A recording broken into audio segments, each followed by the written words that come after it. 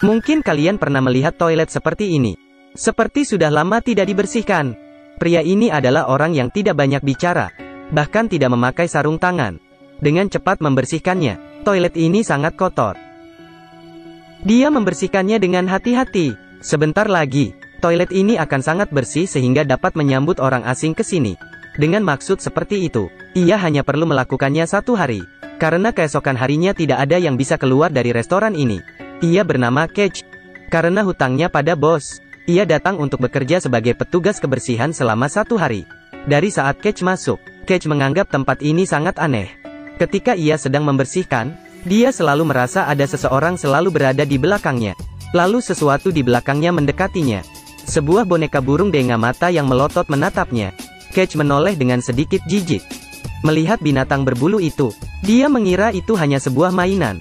Tapi seperti dugaannya, kepala burung itu bergerak dan menyerangnya. Tapi Cage meraih sapunya. 2 atau 3 kali mencoba menghalau burung itu. Wajah Cage dilukai. Sekarang dia menjadi sangat marah. Memegang sapunya. Dan bersiap untuk menghabisi burung ini. Setelah selesai, dia membuangnya. Saat akan membuka pintu, dia baru sadar pintunya terkunci. Dia harus kembali dan berganti pakaian bersih. Kemudian ia minum sekaleng bir yang dia bawa sendiri. Dan kembali bekerja. Tiba-tiba, sekelompok boneka binatang menyanyikan sebuah lagu. Hari ini adalah hari ulang tahunmu, kami harap kamu bersenang-senang. Setelah itu, pintu toilet tertutup tiba-tiba. Ketika Cage masuk, toilet yang sebelumnya ia sudah bersihkan sekarang ada tulisan di kaca. Tapi Cage tidak panik. Wajahnya sangat tenang. Dia membersihkannya. Tiba-tiba, semua pintu toilet tertutup. Cage tahu, akan ada yang datang untuk membuat masalah dengannya. Karena itu, dia menendang pintu dan membukanya. Sampai pintu terakhir ditendang olehnya. Tiba-tiba muncul seekor orangutan hitam menerkamnya. Tanpa berhenti ia memukuli wajahnya. Dia menggunakan pembersih toilet untuk menutup mulutnya. Kemudian melemparnya ke tembok. Dan memasukkan kepalanya ke dalam toilet. 1, 2, 3 tendangan. Maafkan saya, toilet menjadi kotor lagi. Baru saja dibersihkan. Setelah itu, ia mengemas kera itu ke dalam plastik. Cage minum 1 kaleng bir lagi. Pada saat ini ada mobil yang keluar. Sekelompok anak muda membawa sekaleng gas. Dan mulai mengisi restoran dengan bensin. Seorang pria di sebuah kota kecil di Amerika Serikat. Membuka restoran untuk anak. Semua hiburan disiapkan di dalamnya. Menunggu orang tua dan anak-anak datang bermain. Bos yang bernama Willy akan membawa mereka ke tempat yang gembira. Memberikan mereka kue. Di tengah suasana ceria, pembantaian itu terjadi. Banyak orang hilang berulang kali. Dan polisi datang ke restoran ini.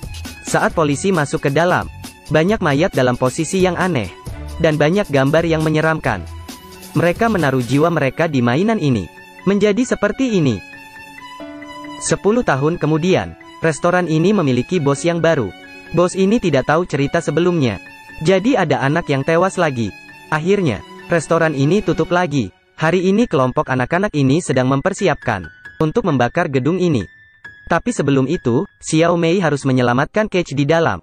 Dia memberitahu Cage bahwa bannya rusak hari ini dan diperkenalkan untuk bekerja di sini. Semua itu sudah diatur. Mereka telah menyiapkan penipuan ini selama 10 tahun. Dengan korban yang tak terhitung jumlahnya. Tapi Cage tetap acuh tak acuh. Boneka di tengah tempat ini menyanyikan sebuah lagu. Beberapa orang bisa melihat hantu. Tiba-tiba muncul seorang kesatria. Menusuk pemuda itu dari belakang. Mereka semua segera kabur. Seorang pria bersembunyi di tempat yang gelap. Dikagetkan oleh sebuah boneka. Dan tak lama kemudian ia tewas. Cage melanjutkan birnya. Menunggu waktu berlalu. Ketika ia mendengar jeritan, dengan segera ia melihatnya. Kesatria itu siap membantai Xiao Mei. Cage dengan cekatan menghentikannya. Memukul kepalanya berkali-kali. Xiao Mei sangat terkejut. Tidak aneh mengapa kamu tidak kabur. Kamu lebih menyeramkan dari mereka. Saat itu ada sebuah raksasa yang menghalangi Xiao Zhang di dalam ruangan. Xiao Zhang hanya bisa memanggil Sersan Wang untuk meminta bantuan. Wang dengan tidak sabar menutup telepon. Ini pasti lelucon anak-anak. Setelah beberapa saat telepon berdering lagi. Xiao Zhang hampir menangis di ruangan itu. Wang berteriak untuk memintanya menunggu di sana. Kemudian memerintahkan Awei, yang menunjukkan ekspresi tercengang. Menyuruhnya memegang pistol. Awei, yang tidak tahu kebenarannya sedang dalam perjalanan ke restoran, mengatakan bahwa ini hanya situasi kecil. Tapi Wang berkata kepadanya, apa yang kamu lalui hari ini adalah masalah besar. Ini adalah restoran anak-anak yang sangat aneh. Banyak kasus terjadi di sini. Polisi tidak pernah bisa menyelesaikan kasus. Dalam keputusasaan, mereka hanya menemukan tim pembongkaran. Bersiap untuk membongkar bangunan ini. Tapi malam sebelum restoran ini akan dihancurkan, Kapten Wang dan seluruh keluarganya meninggal dalam bencana di rumah mereka sendiri. Polisi tidak dapat melakukan apapun untuk memperbaiki hal-hal di dalam restoran. Terjadilah negosiasi yang memalukan. Selama mereka tidak pergi untuk menyakiti orang, maka akan ada orang yang lewat untuk memelihara mereka. Karena di jalan ini sering terdapat mobil rusak yang perlu diperbaiki. Bengkel mobil akan selalu menyarankan orang untuk menginap di sini. Dan tentu saja orang-orang itu akan bernasib sial malam itu. Pada saat ini, bagian dalam restoran banyak darah berceceran. Xiao Mei baru saja muncul. Monster berkepala besar itu menjulurkan lidahnya dan meremas Xiao Zhang. Catch bersiap untuk membunuh monster itu. Tapi jam tangannya berdering lagi. Ini waktunya ia minum bir. Jadi dia memberi Xiao Mei belati. Memintanya untuk menjaga dirinya sendiri. Catch kembali ke kamar untuk melanjutkan minum sekaleng bir. Bermain games beberapa saat. Ya, sangat menyenangkan. Ketika dia berbalik, dia melihat bahwa Xiao Mei akan menangkis lagi. Dan mulai membersihkan medan perang. Dia meraih lidah monster itu sekali. Kemudian merusaknya. Setelah mengalahkannya, mereka berdua melihat dua monster lain di jalan. Catch datang dan memberi mereka pukulan. Catch membuka pintu ketika dia bertemu Wang yang memegang pistol dan masuk. Setelah itu, Wang segera menangkapnya. Dia terus meminta maaf kepada Willy yang ada di atas panggung. Dan dia memohon Willy untuk menyerahkan kota kecil ini. Dan dia akan membawa Catch kembali. Awei menjadi bingung, mengapa hasilnya seperti ini? Sister Wang mengingatkannya untuk mengingat istri dan anak-anaknya. Jika dia ingin mereka hidup, jangan menuduh Willy. Awei mengerti, menyeret Xiao Mei keluar dari restoran bersama-sama. Maaf.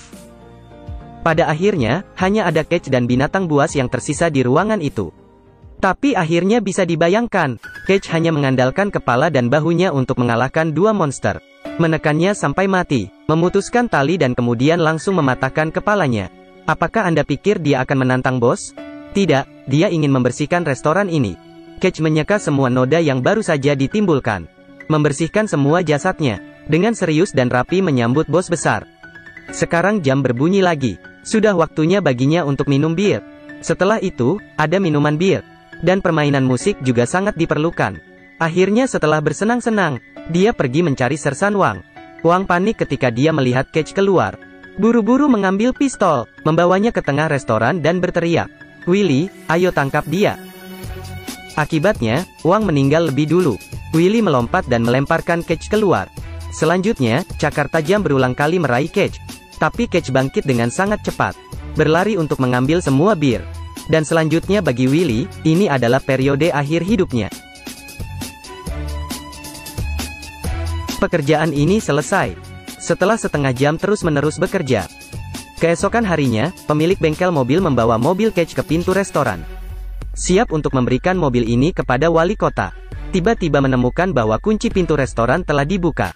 Dari dalam Catch yang berpakaian lengkap berjalan keluar. Mereka semua terkejut. Catch dengan tenang mengambil kunci mobil. Dan tidak mengatakan sepatah kata.